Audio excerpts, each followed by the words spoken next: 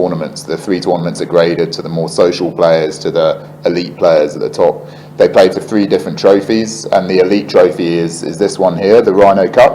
And several of the players that will be playing in that top division are current or ex-Kenya internationals, a lot of Kenya's top club players.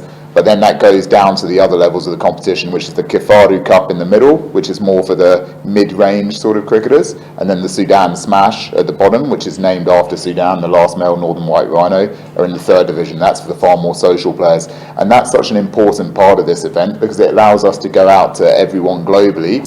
I would say Kenyan cricket is endangered at the moment, but I think that there are signs in the last 12 months or 2 years of improvement. And that's mainly driven by the fact that the Kenyan league, the domestic league in Nairobi, is improving and extremely well run.